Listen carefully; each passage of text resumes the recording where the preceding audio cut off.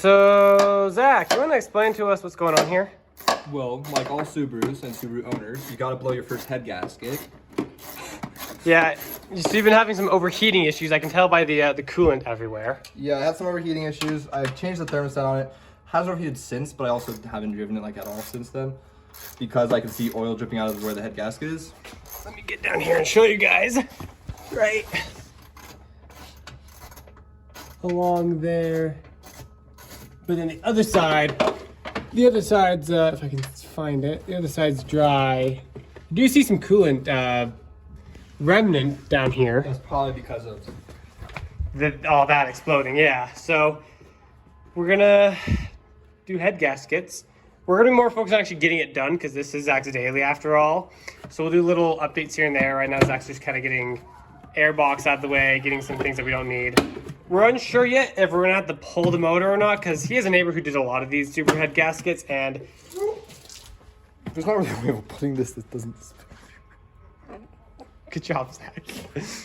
Zach's old neighbor said that he was able to do it without pulling the motor, but I don't see how that's possible in all honesty. But He's also been doing it though for like countless of years. Yeah, so I guess we'll see what happens. We'll just do a few updates here and there as along the way. Right now we're just gonna get some stuff out of the engine bay, like the airbox and maybe just some random things that aren't needed yet. Maybe get the battery unhooked and whatnot, and get Zach's mess cleaned up. I didn't make a mess, you did. But yeah, it's gonna be fun. And also Zach should probably check all of his trans fluids because they all sound a little noisy to me, but.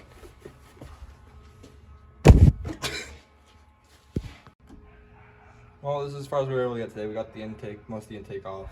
Well, all the intake plastics off. We got the battery out, and we got these two covers off. Yeah. Don't really know why we did those two covers, but we did. Well, if we have to pull the motor, I guess we wouldn't have to pull them off, but it might make something easier. Next time I'm probably gonna drain coolant out of it so I can remove the radiator. And all the hoses and stuff. Yeah. I may not be here for that, but if I'm not, Zach will film it. Hopefully, if he doesn't Just a little bit. Again, this is Zach trying to just get this done, but we'll definitely keep you guys updated throughout it because it'll be interesting, I guess. So we're draining the coolant on the Subaru today, and then we're gonna try removing the radiator to get some more room. So when we do pull the engine, there's a bit more room to pull it. But luckily for me, you know, just how everything goes. Where did I even put that? Did I throw it away? Yeah, no, I don't know. Anyway, so the actual drain cap, that's plastic. I think I've maybe tightened it a bit too much, or I've been loosening and tightening it too much lately. It broke on me, so I had to drain it from the lowest down coolant area. So that was great. Got all over my arm, but honestly, it made less of a mess than it did before, so progress, right? Slowly getting better at it. Okay, so we just finished getting the radiator out, as you saw. We just undid the fuel lines, and I made sure to take pictures of them before we pull them off so we know which way they need to go back on so we don't have them running in wrong. And then, so here in a little bit, we're probably gonna start disconnecting like grounds and all the sensors and stuff like that, getting all the wiring undone. So that basically all we need to do is unbolt the transmission and then yank her out. Alrighty, so we're back. Working on it a bit more. Got the AC pump removed, got the power steering pump removed, and then the alternator removed over there. Making some progress. I'm getting plugs, starting to get plugs undone. Getting the back two main ones undone. All these little sensors that we need to get undone, getting them all undone. But as you can see, I'm making quite a bit of an oil spill. Gotta love it. Okay, so Zach's showing you guys a bunch of stuff that he's been doing.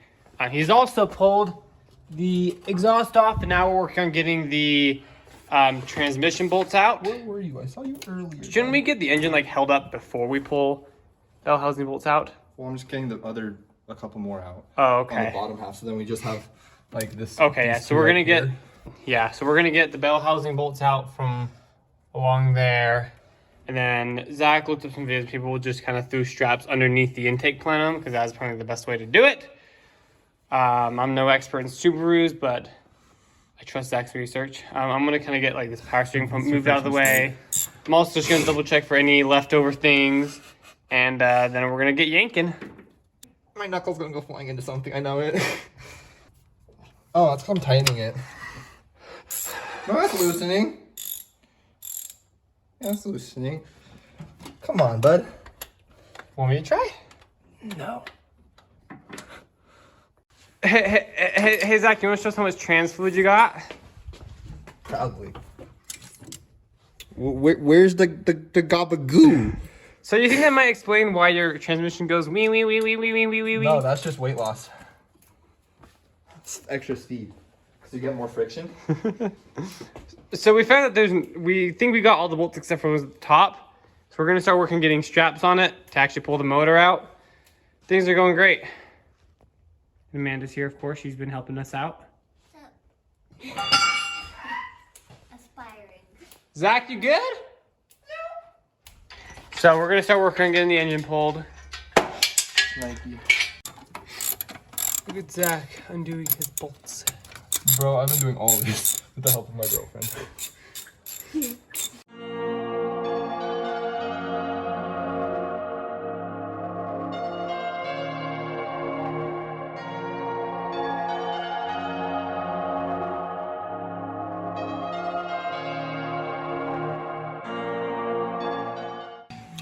So we got the motor out, as you guys saw. Zach's putting the engine holder. Spacers. He's putting the engine holder onto, well. Oh, this isn't gonna work. These studs aren't long enough. It's because the clutch is on there. Let's do these four right here.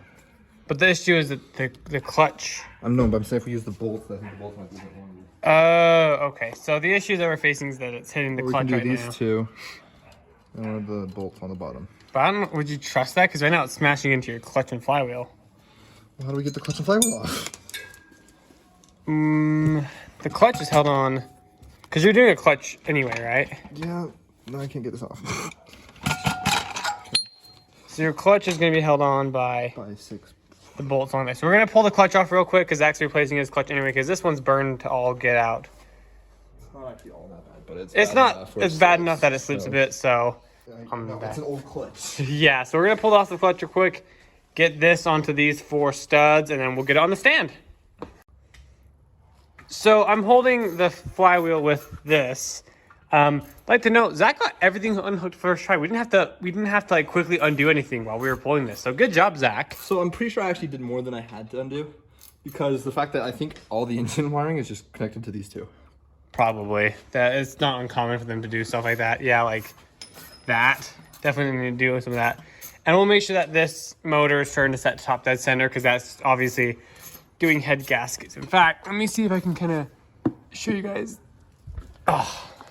That was the last one I had to undo. We'll show you guys more stuff on it because I'm sure that we'll probably do multiple videos. This will probably just be the first video of pulling the motor. Which, can I say, only took us 1 week to get this whole thing. Yeah, no, we've been very efficient with this whole thing. Because Zach's been doing a lot of work in his free time getting out because it's his daily. But now he's having to use the Rolla again.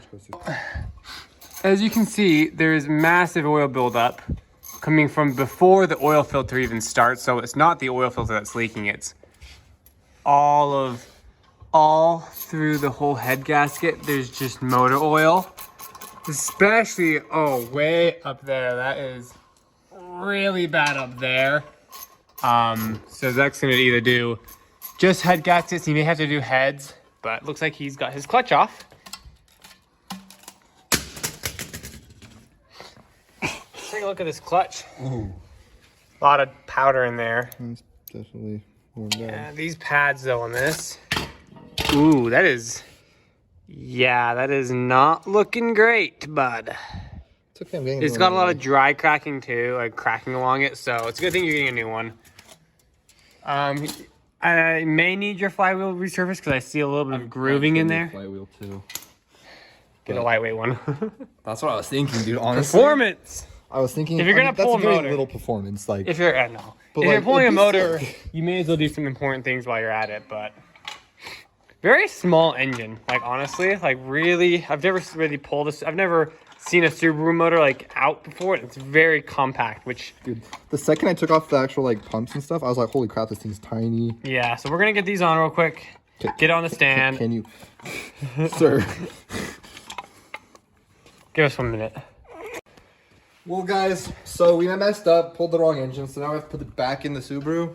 Yeah, we accidentally pulled the wrong motor somehow. But I mean, I'm thinking since it's out, might as well do some multi-layered head gaskets, maybe a different flywheel, go through the engine, you know. Make sure it's all nice and good. Since it's already out. Since we accidentally dropped it. No, but I'm sure Zach might be the. I don't know if that Zach's gonna be doing next. I don't know how next video is gonna work, but we'll see you guys then. See you guys when the next video of whatever is out, and make sure you guys like and subscribe, and see you guys next time.